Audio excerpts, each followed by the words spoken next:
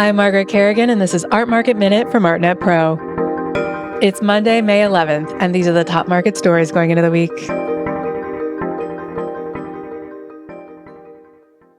There are half a dozen art fairs running this week in the Big Apple.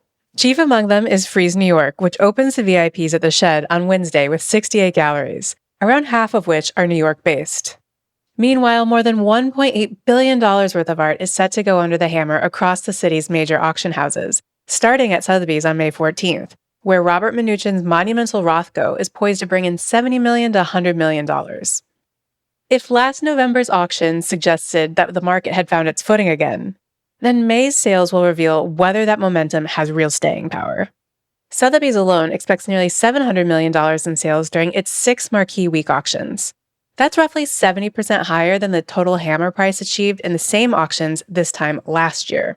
Christie's is aiming even higher, with projections between $1 billion and $1.5 billion across more than 700 lots in 9 different sales. That estimate is bolstered by the blockbuster collection of publishing magnate SI Newhouse, which could bring in around $500 million alone. Phillips, meanwhile, is betting on an 1879 Monet landscape estimated to fetch as much as $10 million. The auction house expects to bring in between $108 million and $157 million across the 311 lots it has in its evening and day sales. The mood across the market is cautiously optimistic.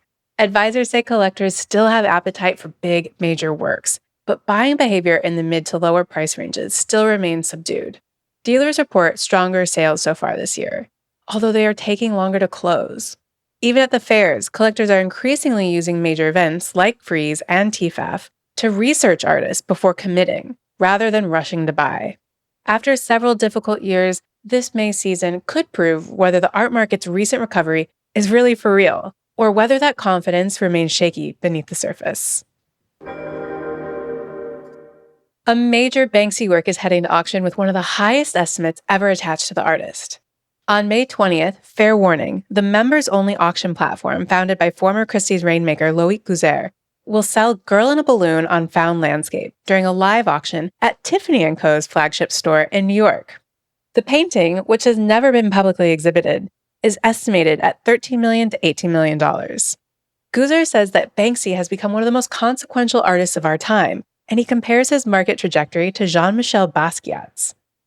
The invite-only live sale is a format that the app-based platform has only used twice before, one of which saw Andy Warhol's 1974 portrait of Brigitte Bardot go for $16.7 million. The estate of sculptor Robert Therrien has left Gagosian after nearly 30 years to join rival mega gallery David Zwirner. The move follows a major retrospective at the Broad in Los Angeles, the largest survey of Therrien's work to date since his death in 2019. Best known for monumental sculptures of everyday objects, like his towering under-the-table installation, Therrien built a reputation for transforming domestic imagery into psychologically charged art. The estate's gallery switch highlights the increasingly competitive world of mega galleries, where high-profile estates and artists continue to move between powerhouse dealers like Gagosian, Zwirner, and Pace.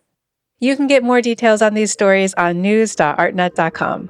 Art Market Minute is produced by Sonia Manalili and me, Margaret Kerrigan. Thanks for listening, and we'll see you next week.